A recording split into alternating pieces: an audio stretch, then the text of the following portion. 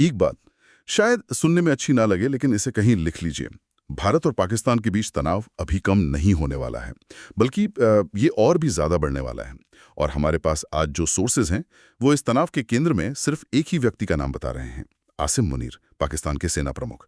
तो आज हम एक बहुत ही एक्सप्लोसिव थ्योरी की पड़ताल करने जा रहे हैं, जो ये बताती है कि आसिम मुनीर का अपने ही देश में सत्ता में बने रहना भारत के साथ लगातार चल रहे संघर्ष पर कैसे निर्भर करता है। मतलब ये एक तरह से उनका पॉलिटिकल सर्वाइवल किट बन गया है। ये विश्लेषण पाकिस्तान के अंदरूनी राजनीति और हमारी सीमा पर हो रही हलचल के बीच एक सीधा और काफी खतरनाक कनेक्शन दिखाता है। चलिए इस मामले की तह तक जाते हैं। बिल्कुल। हमारे सामने जो विश्लेषण है वो एक बहुत ही सीधी परिकल्पना सामने रखता है कि आसिम मुनीर के लिए भारत के साथ तनाव पैदा करना कोई विकल्प नहीं है, बल्कि एक मजबूरी है। और यही आज की हमारी चर्चा का सबसे बड़ा सवाल है। ऐसा क्यों है? इस थियरी के मुताबिक अगर भारत और पाकिस्तान के बीच किसी तरह से शांति हो जाती है, तो आसिम मुनीर का करियर और शायद उनकी जान दोनों खतरे में पड़ सकती है। तो सवाल ये है कि किसी देश के आर्मी चीफ की सत्ता पड़ोस के देश के साथ अस्थिरता से इतनी सीधे तौर पर कैसे जुड़ी हो सकती है? इस बात को समझने के लिए मुझे लगता है हमें थोड़ा पीछे जाना होगा। इन सोर्सेज में सेना के एक पुराने प्लेबुक का जिक्र है, एक आजमाया हुआ नुस्खा, है ना? हाँ, और ये पैटर्न बहुत साफ है। इतिहास उठा के देखें तो जब भी पाकिस्तानी सेना ने देश के अंदर कोई बड़ा या विवादास्पद कदम उठाया है, जैसे कि किसी सरकार का तख्ता पलट करना हो या कोई बड़ा राजनीतिक बदलाव लाना हो, तो उससे ठीक पहले भारत के साथ सीमा पर तनाव को जानबूझकर बढ़ाया गया है। इसे वैग द डॉग सिचुएशन भी कहते हैं। जनता का ध्यान भटकाओ, राष्ट्रवाद की भावना जगाओ और फिर अपना काम कर जाओ। ये उनका, आप कह सकती हैं, स्टैंडर्ड ऑपरेटिंग प्रोसीजर रहा है। ओके, वेट, तो ये तो उनकी स्टैंडर्ड ऑपरेटिंग प्रोसीजर थी, लेकिन इन रिपोर्ट्स में ये भी कहा गया है कि इमरान खान वाले मामले में सेना ने ये नुस्खा नहीं आजमाया, उन्होंने उसे कोल्ड स्टोरेज में रख दिया। ऐसा क्यों?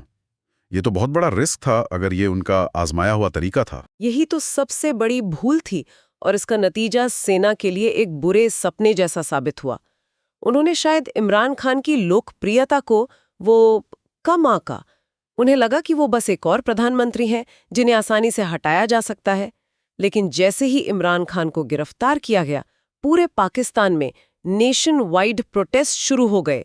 और ये कोई मामूली प्रदर्शन नहीं थे। मैं तस्वीरें देख रहा था, वो तो बिल्कुल अविश्वसनीय था। लोग सड़कों पर थे, आगजनी हो रही थी। उससे भी कहीं ज्यादा हालात इतने बिगड़े कि प्रदर्शनकारी रावलपिंडी में सेना के मुख्यालय जीएचक्यू के गेट तोड़कर अंदर घुस गए। जीएचक्यू के अंदर?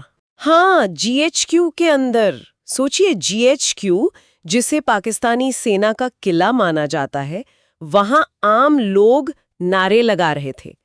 लाहौर में कोर कमांडर का घर जला दिया गया। प्रदर्शन के लिए रखे गए एक ऐतिहासिक विमान को आग लगा दी गई।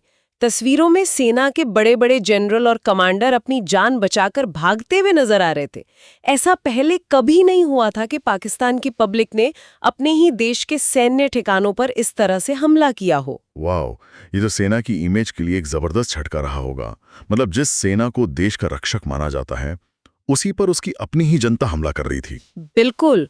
और इस विश्लेषण का तर्क यही है कि 9 मई की उस घटना ने पाकिस्तानी सेना को उनकी सबसे बड़ी कमजोरी का एहसास कराया। उन्हें समझ आया कि जब जनता का गुस्सा सेना की तरफ मुड़ता है तो उसे संभालना नामुमकिन हो जाता है।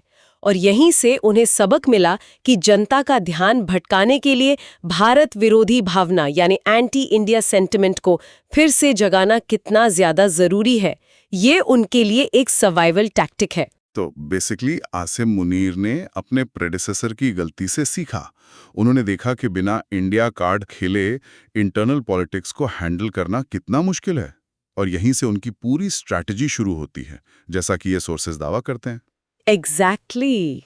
विश्लेषण सीधे सीधे आरोप लगाता है कि सत्ता में अपनी पकड़ मजबूत करने और 9 मई जैसी घटना को दोबारा होने से रोकने के लिए आसिम मुनीर ने जानबूझकर भारत के साथ तनाव बढ़ाया। इसके कई उदाहरण भी दिए गए हैं, जैसे कश्मीर में पहलगाम हमला, जिसके बाद माहौल एकदम गर्मा गया। और गुजरात सीमा पर सर क्रीक का इलाका, जो हमेशा से भारत और पाकिस्तान के बीच एक विवादित समुद्री सीमा रही है, वहां भी तनाव बढ़ाया गया है। और हाल ही में दिल्ली में हुए हमले की साजिश के पीछे भी इन्हीं का हाथ होने का दावा किया गया है। लेकिन यहाँ एक सवाल मेरे दिमाग में आ रहा है। ठीक है, उन्होंने टेंशन बढ़ा दिया, हेडलाइंस बन गईं, लोगों का ध्यान बढ़ गया, but what's the end game? सिर्फ डिस्ट्रैक्शन से तो काम नहीं चलेगा। उन्हें इससे असल में मिला क्या? यही इस विश्लेषण का सबसे चौंकाने वाला हिस्सा है। उनका एंड गेम सिर्फ डिस्ट्रैक्शन नहीं था। वो इस तनाव के माहौल को एक पर्दे की तरह इस्तेमाल कर रहे थे, जिसके पीछे वो अपना सबसे बड़ा दांव चल रहे थे। और वो क्या था? स्रोत के अनुसार इसी तनाव के माहौल की आड़ में जब पूरे देश का और मीडिया का ध्यान बॉर्डर पर था, तब आसिम मुनीर ने पाकिस्तान के संविधान में एक ऐसा संशोधन करवा लिया है। एक मिनट। लाइफ टाइम जनरल, मतलब जब तक वो